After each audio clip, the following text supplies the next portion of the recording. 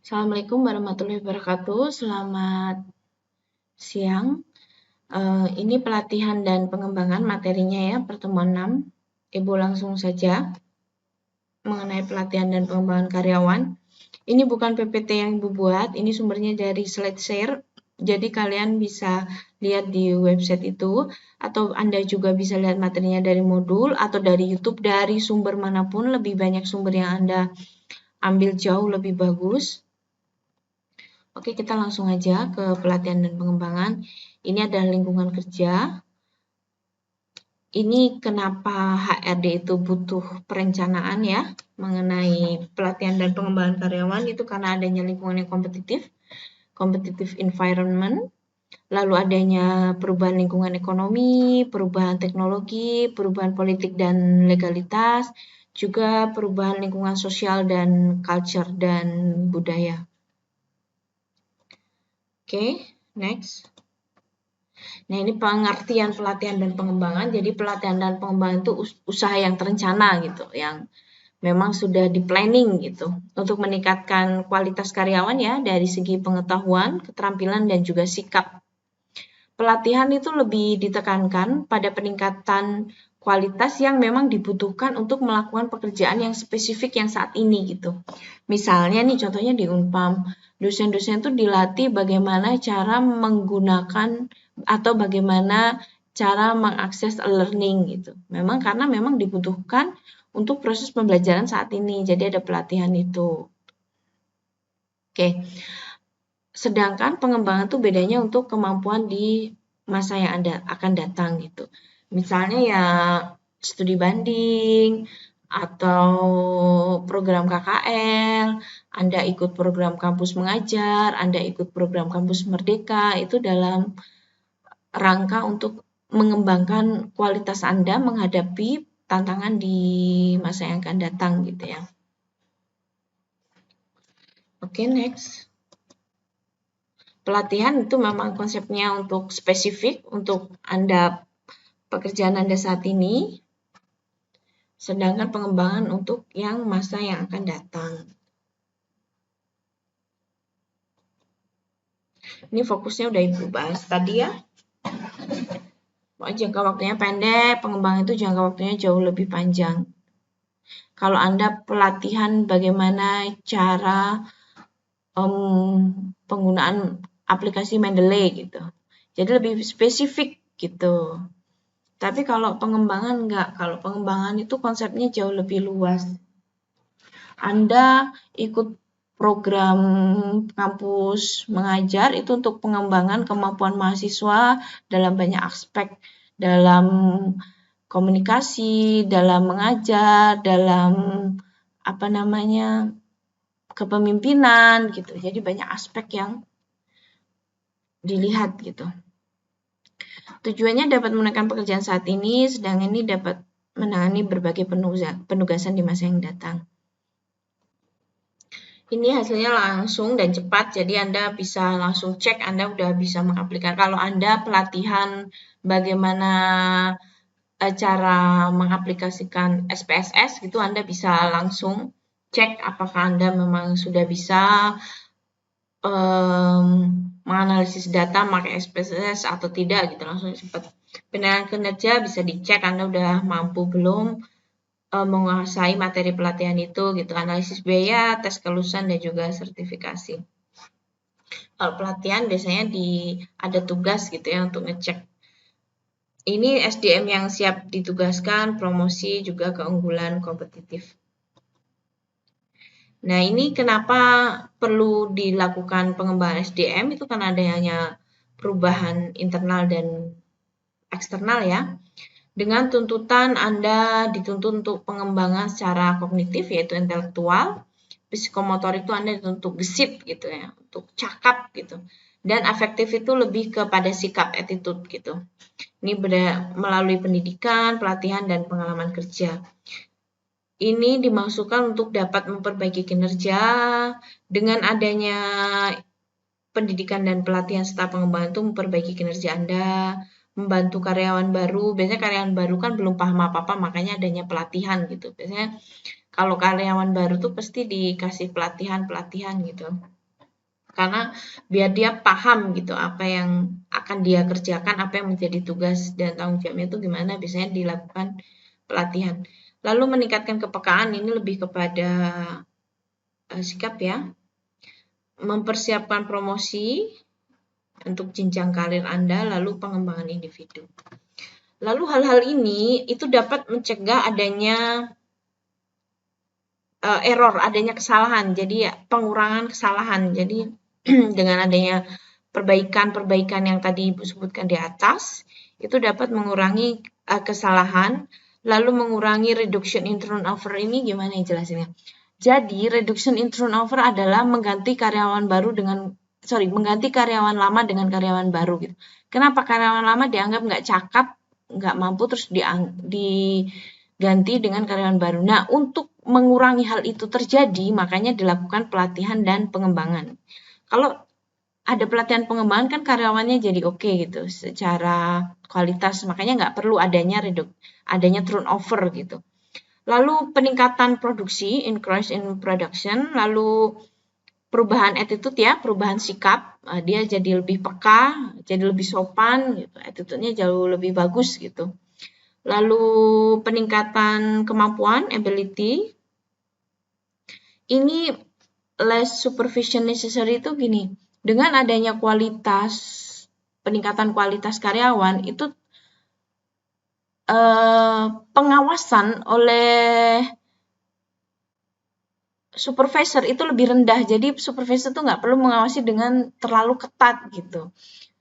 Biasanya ini diawasi terlalu ketat karena ditakutkan karyawan buat kesalahan. Nah, ini setelah dia mendapatkan pelatihan, dianggap dia mampu, jadinya pengawasan lebih rendah gitu.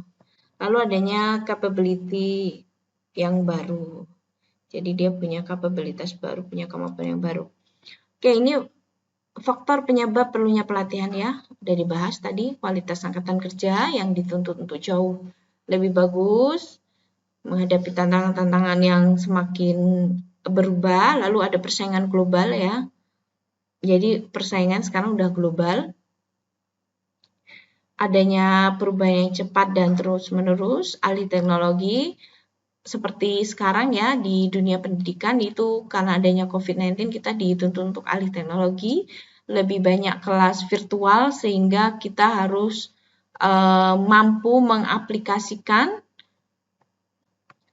secara baik gitu karena ya adanya alih teknologi gitu.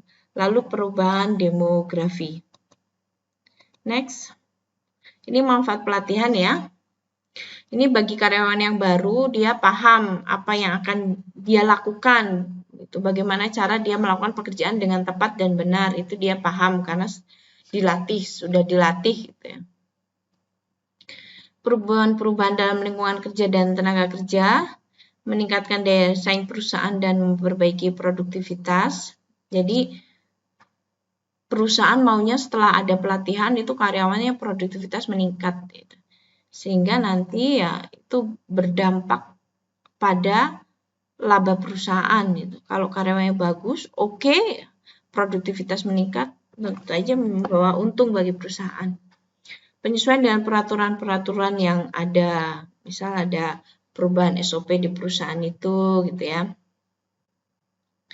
Lalu ada beberapa perubahan masalah kualitas produksi dan keselamatan kesehatan kerja gitu, makanya dibutuhkan pelatihan. Nah, ini teori penentuan kebutuhan pelatihan ya. Tapi sumbernya lama ya. Ini mungkin pencetus pertama yaitu Goldstein dan Buckton. Ini ada analisis persyaratan kerja, analisis organisasi, dan analisis karyawan. Mungkin di modul lebih rinci ya, kalau di sini lebih umum. Ini sebelum melakukan pelatihan ini harus menganalisis atau melakukan penilaian gitu. Apa yang dibutuhkan, menentukan sasaran dan materi program.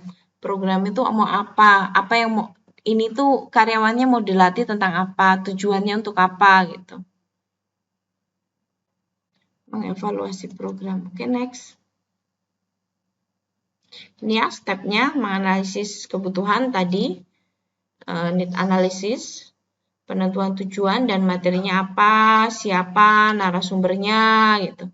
Metodenya apa, on the job training itu pada saat jam kerja atau off the job training itu di luar jam kerja gitu. Lalu evaluasi pelatihan. Ya kalau dosen di luar jam dia mengajar gitu, itu namanya off the job training.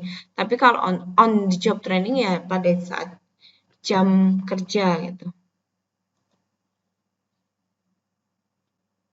Ini bisa Anda baca sendiri nanti ya, analisis kebutuhan ini sesuai dengan apa yang dibutuhkan perusahaan, sesuai dengan kebutuhan tugasnya itu apa, sesuai kebutuhan pegawai itu gitu.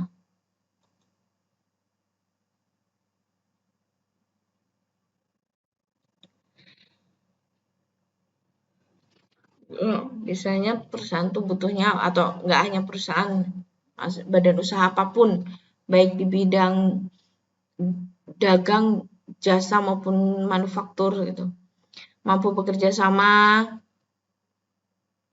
mampu bekerja dalam kelompok, sama sih, bekerja dalam kelompok, kemampuan mengevaluasi kinerjanya, berkomunikasi, sebenarnya berkomunikasi dan mendengarkan ini satu ya, menganalisis masalah, jadi dia sebagai problem solving, mengambil keputusan ya, mendapatkan dan memahami informasi, kemampuan untuk melakukan rencana, kemampuan multikultural. Jadi kemampuan multikultural tuh dia bisa bekerja dengan siapapun, dari suku apapun, dari ras apapun gitu, itu namanya multicultural.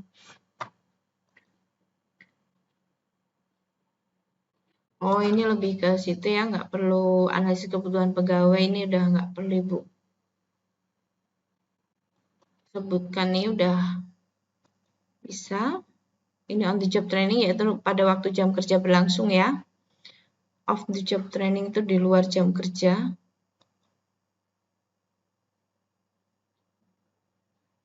Jadi silahkan baca sendiri, ini metodenya melalui instruksi jabatan. Jadi ada yang pelatihnya.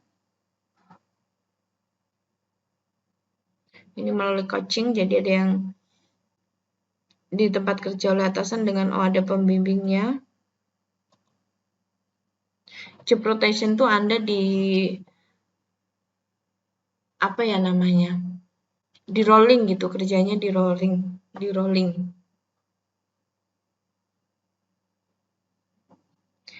Ini praktek apprenticeship.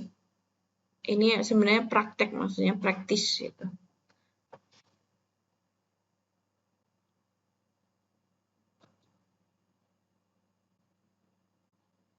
Ini udah Anda paham ya, ini lecture, tuh ada dosennya, ada pengajarnya, bisa pakai video presentasi, bisa pakai simulasi, role playing itu bermain peran, case study itu memecahkan studi kasus gitu.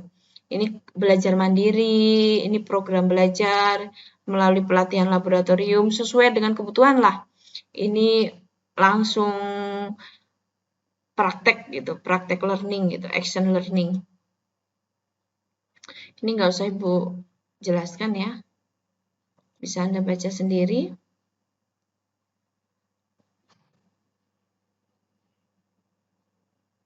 Ini hal-hal yang dibutuhkan.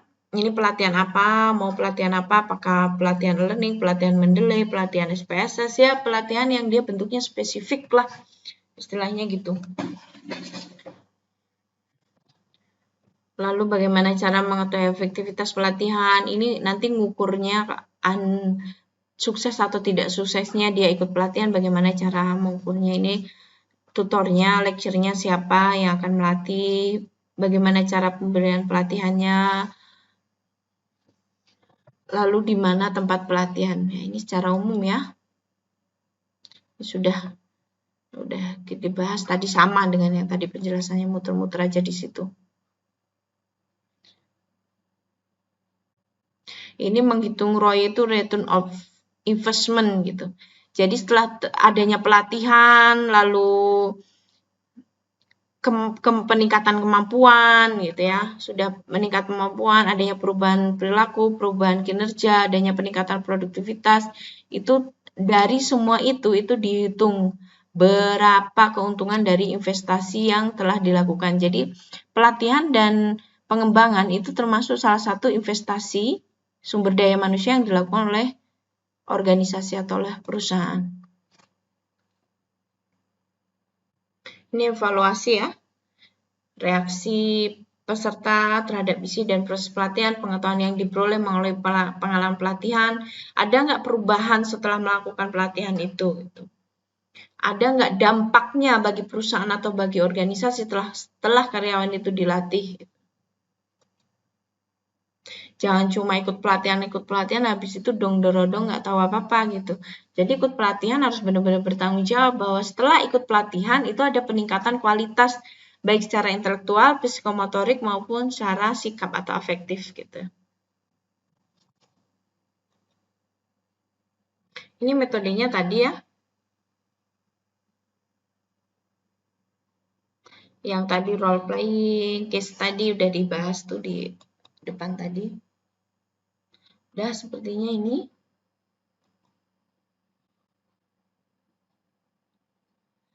Bisa Anda baca sendiri ya, materinya cuma itu. Di modul mungkin jauh lebih lengkap, nanti bisa besok ya bisa kita bandingkan. Oke, Bu akhiri, nanti lanjut ke diskusi tim. Oke, Bu akhiri, wassalamualaikum warahmatullahi wabarakatuh untuk materi kali ini.